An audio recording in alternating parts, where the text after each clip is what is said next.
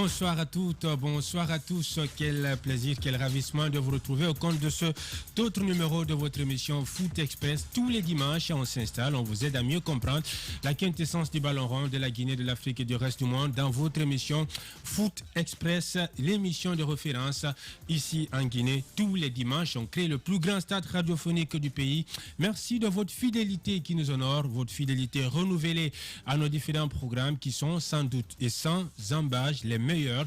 Vous nous suivez à Conakry, à l'intérieur du pays, à Boké, à Labé, à Kankan, à Zéro-Corée, à l'international également sur le site www.radioespaceguinée.info puisque vous nous écoutez à la radio, vous nous regardez sur la télé de notre planète, Espace TV. Bienvenue encore une fois à cette émission Foot Express. C'est parti pour 2 heures d'envol vers une destination sportive jusqu'aux portes des 18h. Nous vous mettons bien sportivement parlant avec mes acolytes, mes complices de cet après-midi dans ce studio. Ibrahima Sori Djabi Véron avec nous. Bonsoir coach. Bonsoir Paul et bonsoir à tous. Abdoulaye Momo Fofana est avec nous.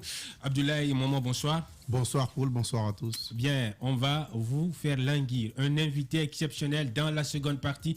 2 invités. On aura pour commencer Nabi Kamara, footballeur international, l'ancien joueur du Afia FC qui évolue en Biélorussie, nous rejoindra dans la seconde partie de cette émission. Avec lui, on parlera bien sûr de son adaptation, de son intégration en Biélorussie, mais aussi de son envie qu'il garde dans un coin de sa tête de disputer la prochaine Coupe d'Afrique des Nations prévu dans le pays de Samuel Eto'o et de Roger Mila du 9 janvier au 6 février si tout va bien. Et l'autre invité exceptionnel, on va vous faire languir. Alors, restez à l'écoute, restez à l'affût parce que vous aurez également la possibilité d'intervenir dans cette émission dans la tranche à rencard des footeux.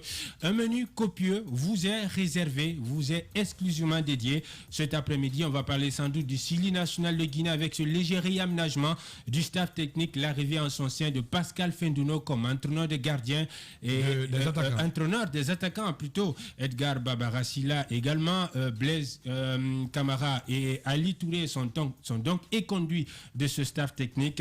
Votre appréciation et notre lecture, notre analyse de ce staff technique réaménagé, c'est dans cette émission Foot Express. Tenez-vous bien, depuis la signature du contrat de diffusion des matchs de la CAN entre le département de communication et de l'information et l'Union des radios et télévisions africaines lors du CHAN 2021 au Cameroun, le droit de diffusion n'est jusque-là pas payé par la Guinée.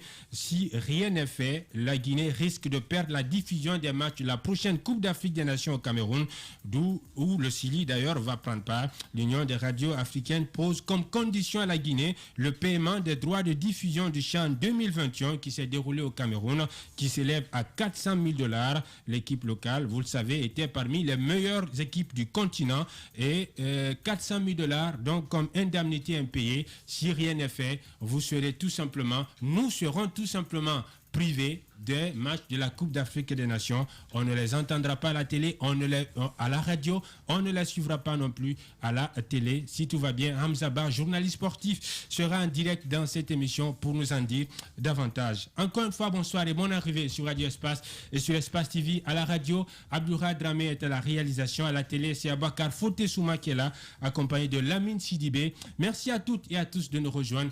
Vous faites un excellent choix, un choix qui nous honore sans cesse. Soyez-en convaincus.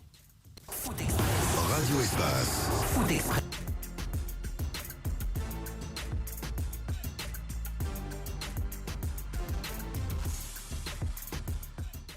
Foot Express. Foot Express.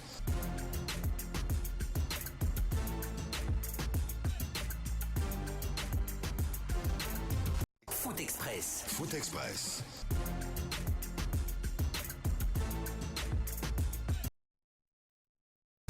Kaba Diawara change de statut. De numéro 2, il passe pour numéro 1. C'est donc lui qui va conduire le Pachiden guinéen à la prochaine Coupe d'Afrique des Nations, prévue donc au Cameroun. Et dans son staff technique, il enregistre donc l'arrivée de Pascal Fendouno. Alors, que pensent mes complices, mes acolytes dans ce studio de réaménagement de ce staff technique du Sili national de Guinée? On va commencer par Abdoulaye Momo Fofana. Très ravi pour commencer de te revoir Camara, depuis après la campagne pour la présidence de la FEGIFOOT, lorsqu'elle se faisait rage sur le terrain, justement, depuis après ça, on s'est perdu de vue. Très ravi de te revoir. Merci d'avoir accepté l'invitation. Le plaisir est partagé, Paul. Alors, le staff technique du Sili National réaménagé, pour vous, est-ce que c'était nécessaire? Nécessaire, bon, vous savez d'abord, depuis les 2 premières sorties ratées de Didier XX, bien en avançant, il y avait énormément de problèmes au sein de cette formation. Il y avait des problèmes d'abord entre les cadres et entre le sélectionneur. Et finalement, après les 2 premières sorties ratées contre la Guinée-Bissau, un match qui s'était soldé sur un score d'1 but partout, et contre le Soudan à l'aller, un match aussi qui s'était soldé sur le même score, c'est-à-dire 1 but partout. Le coach, finalement, d'abord dans un premier temps, il est tombé malade, il était sur son lit d'hôpital. Ensuite, c'est Kaba qui a conduit les 2 prochaines sorties du Sili. Un match contre le Soudan au retour, perdu sur 2 buts partout.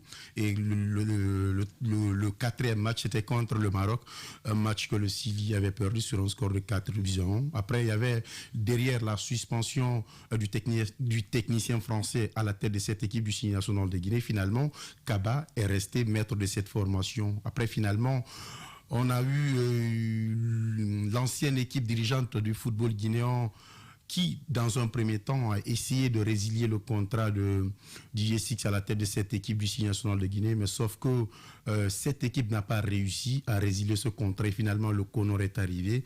Et le Conor, d'abord, dans un premier temps, sans réussir à résilier à l'amiable le contrat du technicien français, a nommé Kaba Diawara à la tête de cette formation. D'abord, c'était dans les tuyaux depuis un certain temps. Ouais. Et le principal concerné, Kaba Diawara, n'a jamais caché son envie de conduire cette équipe pour cette prochaine édition du football. Et il a eu l'onction du ministre. Exactement. On a vu, même chez nos confrères de Canal+, dans une émission de Talent d'Afrique, il a martelé son envie de conduire cette formation pour la prochaine Coupe d'Afrique des Nations. Et finalement, il a bénéficié également des soutiens, parce que même l'attaquant clermontois chez nos confrères de TV5 aussi a parlé de son envie. Il voulait voir Kaba Diawara conduire cette formation pour la prochaine Coupe d'Afrique des Nations. Mais également, le désormais ancien team manager Ali Touré aussi l'a fait savoir chez nos confrères de 6 TV. Et finalement, Kaba Diawara a bénéficié de la confiance des autorités sportives guinéennes. Kaba va conduire cette formation du Sili national de Guinée. Est-ce que Kaba aujourd'hui est l'homme idéal pour permettre à la Guinée d'aller très loin dans cette compétition, connaissant tout ce qui se trouve aujourd'hui au sein de cette formation? Si nous prenons un peu les stats de Kaba Diawara avec cette formation du Sili national de Guinée, parce que lors de la dernière éliminatoire de la Coupe du Monde, Kaba, c'est 4 matchs joués avec cette équipe, c'est 2 défaites et c'est 2 matchs nuls, tandis que DJ Six n'avait discuté que 2 matchs. Et quand Six quittait les bancs de cette formation, la Guinée était encore en course. C'était 2 matchs disputés, 2 matchs nuls, et le Sili avait cramement sa chance de réussir sa participation.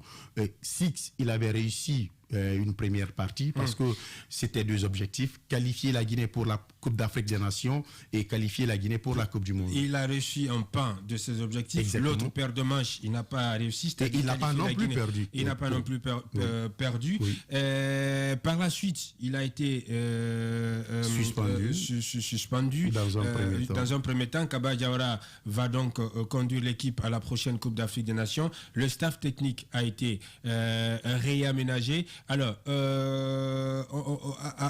à Vérone, présentement, maintenant, on a vu le staff technique légèrement réaménagé. Je posais la même question à Abdoulaye Momo Fofana. Est-ce que c'était nécessaire de réaménager le staff technique, ou est-ce qu'il fallait le balayer avec celui qu'on a suspendu, d'autant plus que si on tient compte du bilan, des résultats, je pense qu'ils sont tous comptables.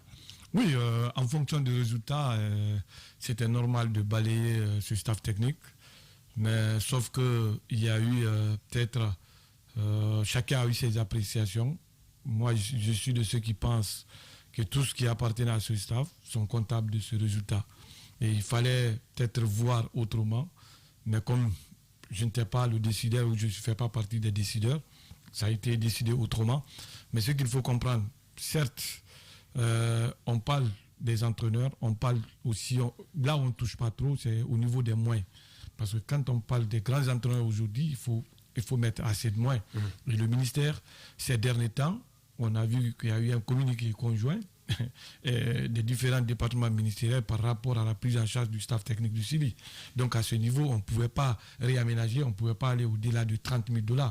Et vous savez tous, ces 30 000 $ sont répartis entre ces membres du staff technique, et d'ailleurs qui est piloté par l'entraîneur principal. Donc à ce niveau, ça allait être compliqué d'avoir un entraîneur de haut niveau à pareil moment.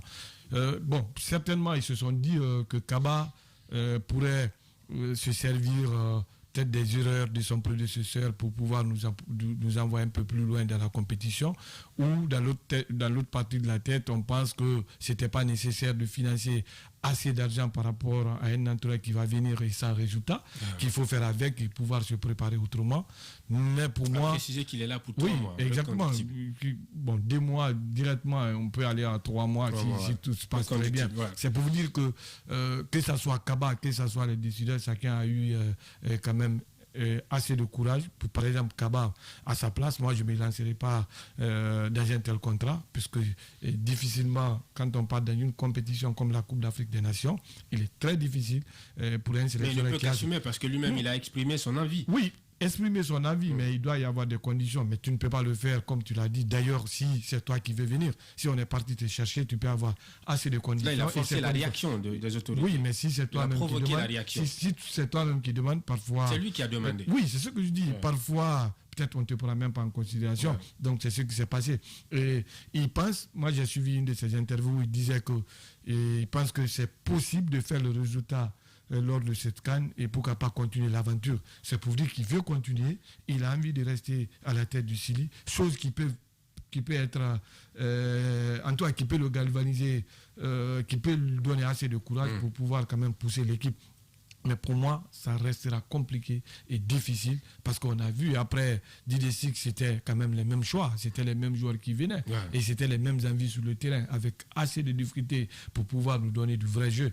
Donc moi je pense que Kaba, certes, veut avoir un CV, il l'aura, mais ça va être très très difficile que ça soit un CV qu'il peut entendre avoir ou qui sera très reluisant. Lui qui reste indéboulonnable dans les rouages du football parce qu'il était là depuis le temps de Luis Fernandez et Paul Put, il était là, sauf que c'était avec une autre casquette de team manager à l'époque. Et de team manager, il est devenu un sélectionneur adjoint et aujourd'hui, il change de statut pour passer de numéro 2 pour un statut de numéro 1. Par exemple, moi j'ai discuté avec un responsable du football quand je lui posais la question qu'est-ce que Kaba a fait pour en arriver là. Il me disait oui, Kaba il est resté, comme tu le dis, maintenant que Kaba est resté dans le staff technique du CILI pendant plusieurs années, qu'il a accumulé assez d'expérience aujourd'hui qu'il peut conduire cette équipe. Moi je dis que c'était trop léger, c'était pas quand même un argument valable. Et certainement ce responsable du football est en train de m'écouter. Et quand on parle du CILI national, je l'ai toujours dit dans notre émission, c'est quand même l'élite de notre football, c'est la crème, c'est le haut niveau. C'est là, c'est pas à ce niveau il faut essayer les gens ou dire que j'ai eu de l'expérience autour des entraîneurs sans passer et quand même des formations, avoir des diplômes à ce niveau. Ça va être très compliqué pour Kaba. Et en plus, ce qui d'ailleurs va compliquer de plus, il s'est fait entourer par des gens, je parle pas, je n'ai rien à envier de Mandjou par exemple, qui a quand même de l'expérience, mais quand même qui accepte des choses inacceptables, il faut aussi le dire, et qui passe inaperçu, oui, malgré tout son vécu, et qui pouvait d'ailleurs être premier en ce qui concerne les diplômes et l'expérience. Pour vous, il accepte de se faire marcher dessus? Oui, bon. Chacun a sa manière de voir les choses, d'accepter les choses. Moi, à sa place, avec tout ce qu'il a comme vécu, je pense qu'il pouvait lever le petit doigt, demander ce que Kaba a demandé et avoir cette personnalité pour pouvoir s'imposer, parce que c'est normal. Lui, localement d'abord, il s'y connaît, il a de l'expérience, il a des acquis. Aujourd'hui, il faut partir dans la sous-région. La plupart des directeurs techniques, quand on parle des directeurs techniques nationaux, c'est ses amis. C'est ses amis. Quand vous partez au Burkina, c'est des gens qui sont connus par Mandjou. Quand vous venez du côté du Sénégal, Mayacine, c'est des gens avec lesquels il a travaillé ensemble. Sauf qu'après, lui, il accepte encore d'être sur le terrain. Voilà. Donc, à ce niveau, Paul, moi, j'aimerais rapidement rebondir sur les propos. Sauf qu'en parlant de Mandjou, on parle d'un personnage assez controversé au sein de l'opinion. Exactement. D'abord, Mandjou controversé. Oui, mais tout ça, ça dépend de l'homme. Exactement. Mais après, sinon, quand vous prenez Véron oublie quand on fait bon marché de ses principes, ça donne ça. Véron oublie après le limogeage de Mandjou Diallo à la tête du Afia FC, le gars, il est carrément parti en chômage. Il n'entraînait aucune équipe. Il n'était plus en club. Il n'était plus en activité. Exactement. Et finalement, je pense que c'est bien fait pour lui de se retrouver en tant que second assistant de Kaba Diawara. Aujourd'hui, on parle de son vécu. C'est vrai que c'est hyper intéressant pour en entrant de la trempe de Mandjou d'avoir l'équipe A sous ses mains. Mais attention, Mandjou, c'est vrai qu'il est passé par pas mal de clubs, son vécu avec surtout le Philostar de la baie, mais avec le AFIA, on a vu tout ce qui s'est passé, malgré tous les moyens que le président Kapessi a mis à sa disposition pour permettre à Mandjou de faire du AFIA. Et il y a beaucoup de choses qui se disent autour de lui.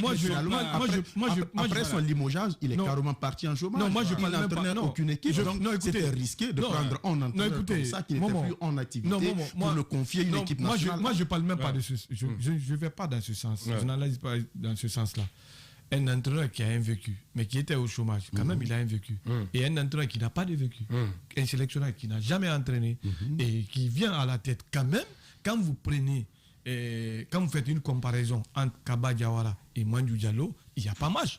Mandjou Diallo, certes, il était au chômage après le Afia, mais Mandjou Diallo a eu la chance de jouer la finale d'une CAN, même si c'est une catégorie moyenne. Il a eu la chance de jouer les quarts de finale, la Champions League africaine, mais il a eu la chance d'être champion de Guinée à plusieurs reprises. Il a vu naître la plupart des joueurs qui sont aujourd'hui en sélection et il est resté adjoint quand même de l'entraîneur qui vient de partir, même si c'était le second adjoint, il a quand même des espérances comme ça. Lapé Bangoura, après son limogeage en 2018, il était au chômage. On lui a donné le CV local. Il a fait le résultat. Il est parti. En tout cas, il est revenu avec une médaille. Je pense bien.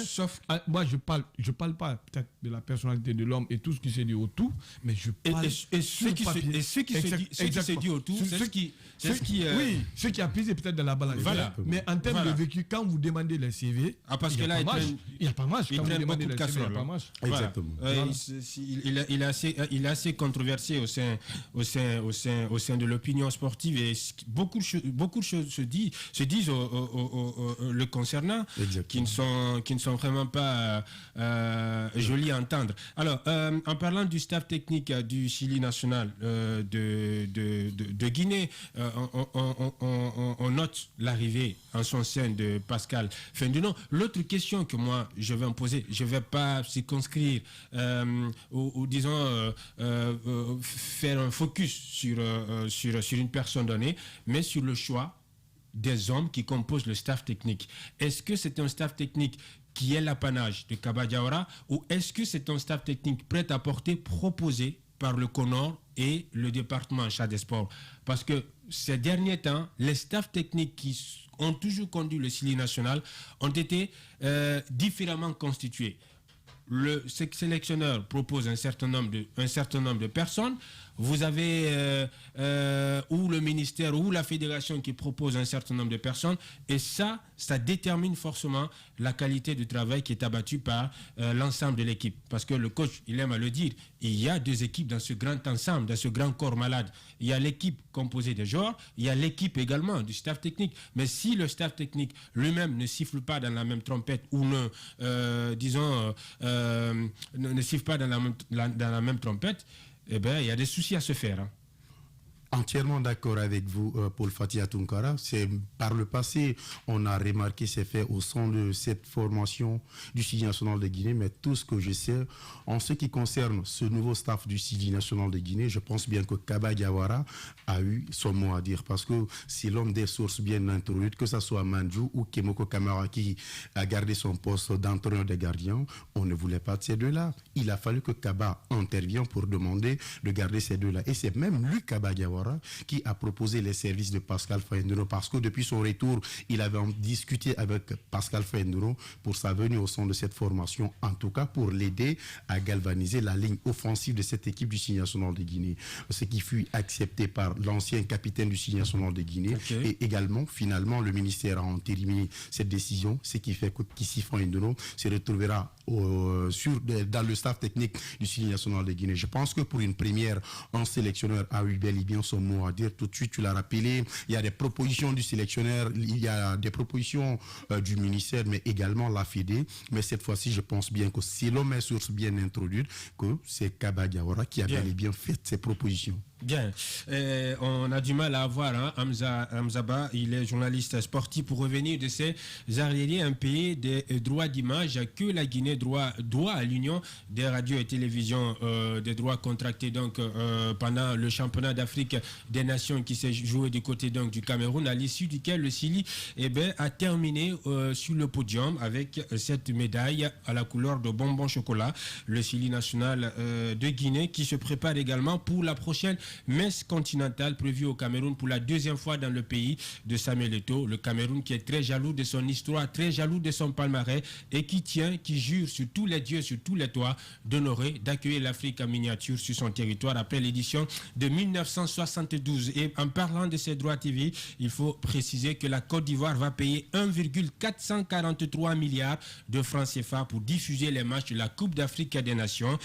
C'est le directeur de l'office qui a annoncé le déblocage de la randelette, somme d'1,443 milliards de francs CFA pour faire plaisir aux téléspectateurs et auditeurs ivoiriens. Et c'est bien la CRTV qui a l'exclusivité des droits d'image de la Coupe d'Afrique des Nations. Et en parlant de la poule de la Guinée, vous savez, cette Coupe d'Afrique des Nations, c'est la CAN des surprises. C'est l'une des compétitions les plus indécises. On apprend que le Zimbabwe pourrait être disqualifié tout simplement parce que les pouvoirs publics ont suspendu la Fédération zimbabwéenne de football, ce qui constitue une véritable entorse à l'éthique du football. Vous savez, la FIFA, elle est très pointilleuse très regardante également dans ce qu'elle considère immixtion des pouvoirs publics dans la gestion du football. Et dans les prochains jours, si les pouvoirs publics ne reconsidèrent pas leurs décisions, la FIFA pourrait donc suspendre le Zimbabwe. À rappeler que le Zimbabwe cohabite dans la même poule B en compagnie de la Guinée, du Sénégal, mais aussi du Malawi. Et le Zimbabwe, en toute vraisemblance, disputera son troisième match des phases de poule contre la Guinée. La Guinée qui va entrer en lice face au Malawi. Ensuite, contre le Sénégal, avant de jouer contre le Zimbabwe. En parlant du Chili national, on va à présent évoquer ces préparatifs qui sont prévus du côté donc du Rwanda, avec ponctué donc de 2 matchs amicaux. On ne sait pas encore si c'est contre la sélection nationale du Rwanda qui n'est pas qualifiée pour la prochaine Coupe d'Afrique des Nations, par conséquent qui n'a pas obligation de mobiliser cette équipe nationale, ou si ça va être contre un club. Beaucoup de rififi autour de cette préparation du Chili national. On a recueilli avant cette émission beaucoup d'informations qu'on a glanées aussi bien du côté du Rwanda que du côté côté guinéen. Oui, exactement. Et il faut qu'on essaye d'éviter le scénario du Maroc, où on se rappelle quand on avait programmé des matchs amicaux de ce côté-là, jamais la Guinée a eu la chance quand même de jouer contre les grands clubs, parce que finalement on s'est retrouvé avec des clubs de 4e, 3e division. Ouais. Et aujourd'hui on nous a informé que le Chili doit se préparer du côté du Rwanda parce qu'ils ont le même climat que le Cameroun, chose qui est normale. Et aussi on a entendu, ou d'ailleurs on a vu le porte-parole de la Fédération sénégalaise du football qui avait quand même expliqué tout le programme de la sélection sénégalaise de ce côté-là. Et en Guinée, ce qui est surprenant, c'est quand on a des nouvelles pour dire que le secrétaire général de la Fédération rwandaise du football dit qu'ils ont été saisis, simplement que le Rwanda a été choisi comme sol d'accueil par rapport à peut-être à la préparation du Chili, que ça se limitait là.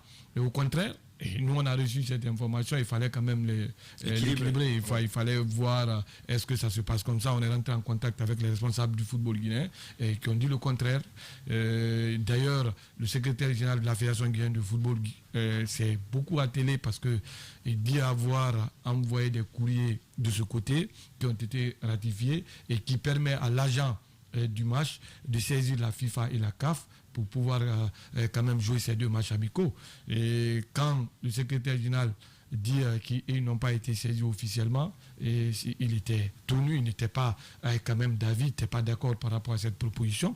Il est allé plus loin pour voir la confirmation avec le secrétaire général de la Fédération rwandaise de football, et finalement qui a confirmé qu'il est rentré avec l'agent du nom de M. Sidibé, qui se disait de faire les réservations d'hôtel et tout.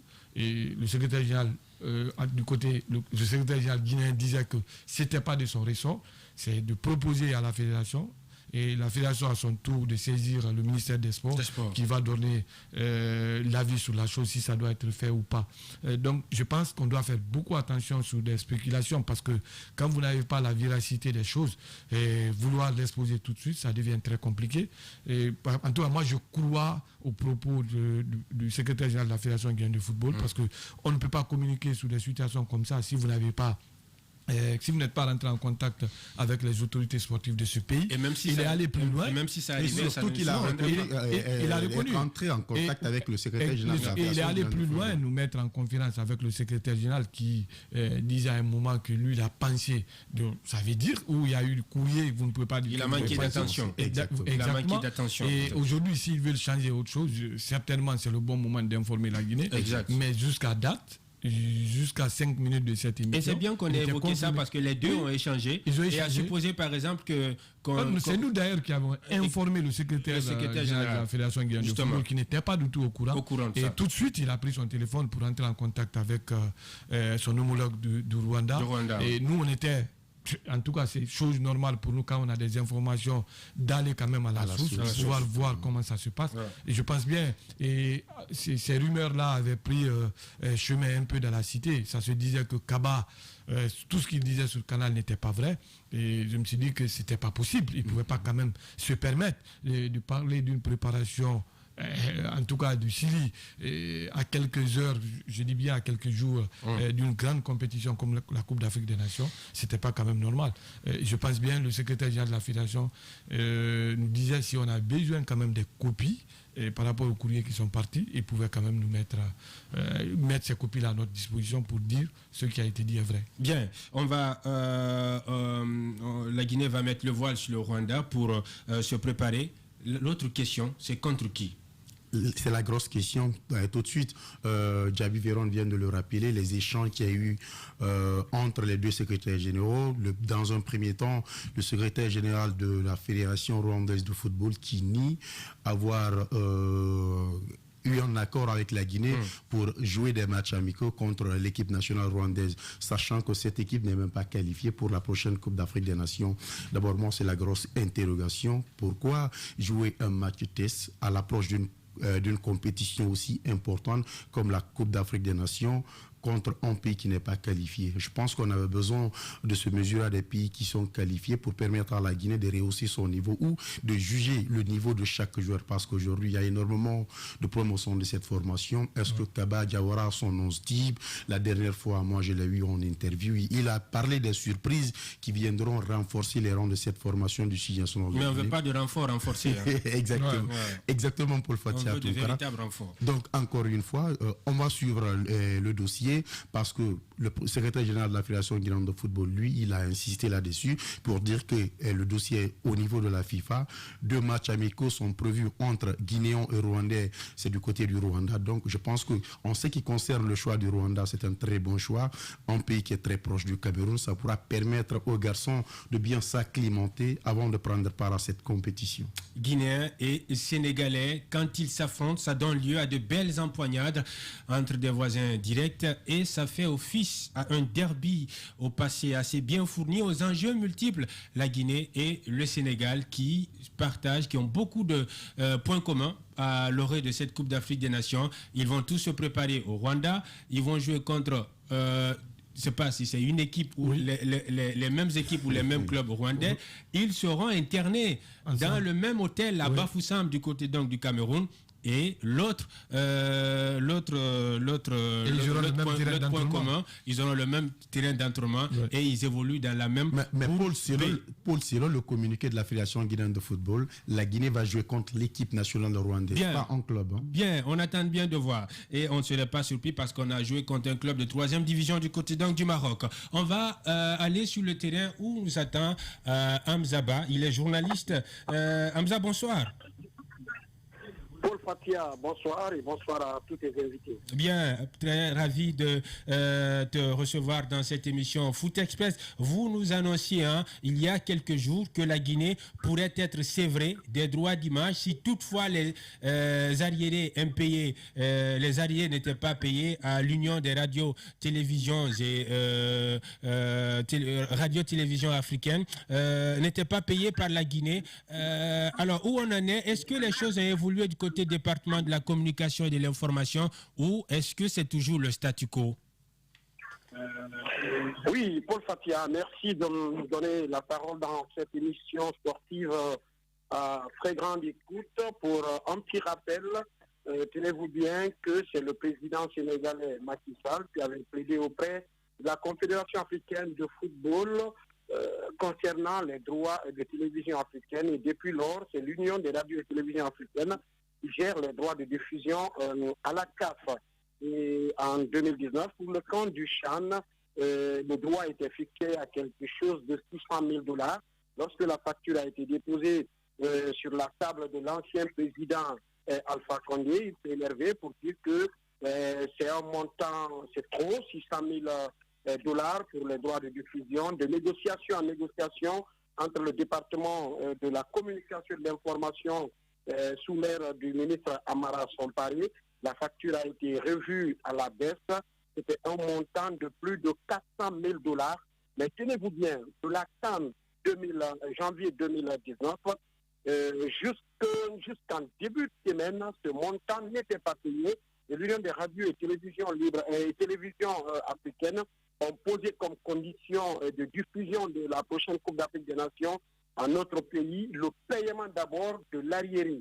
Et quand j'ai joint mes sources au niveau du ministère de la Communication et de l'Information, le premier dossier que la ministre Patrice Mou et son cabinet le cabinet est en train de gérer, c'est ce dossier, puisque la Guinée non seulement prend part à cette Coupe d'Afrique des Nations, mais la télévision nationale doit forcément diffuser les matchs de la CAN. Le dossier évolue, mais il faut reconnaître quelquefois les citoyens accusent beaucoup les départements concernés, mais la lenteur, c'est au niveau du ministère du budget qui, depuis l'autorisation en août par le président Alpha Condé de payer ce montant, jusqu'à l'arrivée du CNRD, ce montant n'a pas été payé. L'équipe donc de Madame la ministre Patrice Mou est en train de se battre pour que ce montant soit payé. C'est l'un des dossiers prioritaires dans ce département pour ne pas que les citoyens guinéens ratent la CAN à la télévision nationale. Mais de l'autre côté, peut-être vous allez me poser la question, j'anticipe, c'est le cas de nos confrères de la RTG, je pense. Allez-y, vous êtes en direct. Alors, pour le cas de nos six confrères sportifs de la RTG, c'est lors de la même CAN. En Guinée, c'est le seul pays où un fonctionnaire d'État peut partir en mission, on te dit va, tu reviens, après on te paye.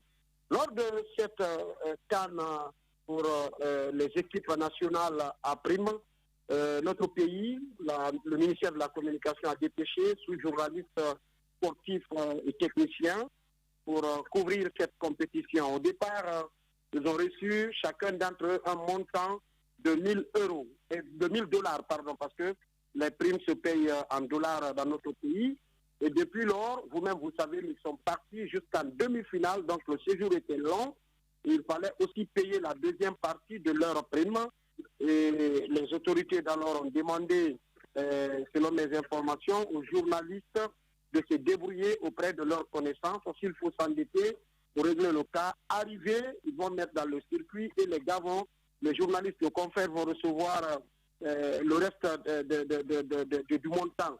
C'est un montant, pour précision, qui s'élève à quelques 19 000 $ appartenant à 6 journalistes. Mais de leur retour au mois de février, jusqu'à l'heure où je vous parle, l'argent n'a pas été payé. Donc je suis allé en profondeur jusqu'à contacter des sources au ministère de la Communication qui m'a fait savoir, ces sources m'ont fait savoir que le dossier traîne encore dans les couloirs du ministère du Budget, chose qui explique réellement le pourquoi nos confrères journalistes qui ont demandé au Cameroun, qui se sont endettés au Cameroun pour faire le travail de la nation, sont revenus jusqu'à présent, ils n'ont pas reçu la prime qu'il faut, les 19 000 $ appartenant à nos 6 confrères de la RTG. L'autre chose qu'il faut dire, c'est qu'aujourd'hui, ces 6 confrères ont des problèmes sur la tête. Certains parmi eux sont menacés de partir en prison parce que les propriétaires d'agents comptent les convoquer au niveau de la gendarmerie ou de la police pour qu'enfin nos confrères puissent payer leurs dettes. C'est l'occasion pour nous, à travers Foot Express que vous animez avec vos invités, de lancer un appel, une invite aux autorités du budget de pouvoir accélérer les choses pour que le droit de la Guinée soit payé et que nos 6 confrères entrent en possession de leur argent. Ils ont trop souffert pour avoir ça. Voilà, Hamza, c'est que moi je voulais savoir, parce que nous savons tous à la RTG, on peut faire banalement 15 ans de stage. Les 6 personnes que vous parlez là, est-ce qu'ils sont tous des fonctionnaires, ils sont tous pris en charge par la RTG? Non, parmi eux, il faut dire qu'il y a des fonctionnaires parce que le chef service, même le chef service sport de la RTG faisait partie de cette mission, en l'occurrence Isiaga et Sula. Il faut dire que le doyen Ndiaye aussi faisait partie de cette mission, même si il y a des stagiaires, mais quand l'État, tu es inscrit sur l'ordre de mission de l'État, tu es contractuel ou stagiaire à la RTG, on te prend au même pied d'égalité que les titulaires qui sont au sein de la fonction publique. Si vous avez compris, tous ceux qui vont au compte du ministère des Sports comme étant des supporters ne sont pas de la fonction publique, mais ils reçoivent les mêmes primes que les fonctionnaires qui vont. Dernière question, Hamzaba, par rapport à ces 400 000 $ d'arriérés que la Guinée doit payer avant d'espérer suivre les matchs de la Coupe d'Afrique des Nations devant les petits écrans, est-ce qu'il y a un autre montant à payer si toutefois la Guinée venait à s'acquitter de ces arriérés-là? Le montant à payer, peut-être c'est le droit de la prochaine Coupe d'Afrique des Nations. On doit d'abord un montant, le CHAN qui est passé depuis février 2021, il y a la Coupe d'Afrique des Nations qui arrive, le droit de la prochaine Coupe et les arriérés, c'est tout ce que la Guinée a à payer, y compris les 19 000 $, j'insiste, les 19 000 $ appartenant à nos confrères qui ont souffert pour avoir ça. Et je précise encore, j'insiste, ils sont menacés de faire la prison. Hamza Ba, journaliste. Merci d'être passé dans cette émission. Merci pour tous ces éclairages, chers confrères. Merci Paul Fatia, merci à tous tes invités, merci à toute l'équipe sportive d'Espace. Merci beaucoup. Ibrahima Sori Diaby Véron, on a écouté Hamza sur non seulement ses arriérés impayés et sur le montant pour s'attacher des prochains droits de télévision. Autrement, la Guinée se verrait tout simplement sévrée devant la lucarne joyeuse des matchs de la Coupe d'Afrique des Nations. Voilà, d'ailleurs c'est ce qui est inquiétant. Si d'ailleurs on a des dettes à payer et nous savons tous qu'il y a une grande compétition qui pointe à l'horizon, d'ailleurs la plus prestigieuse de notre continent. Donc à ce niveau, ça reste très compliqué. Je pense qu'il a eu quand même un courage qu'il faut féliciter, parce que moi, c'est ma première nouvelle, et ceux qui sont même victimes n'en parlent pas trop, parce que nous savons tous, quand vous appartenez à un média d'État, vous n'avez plus la langue.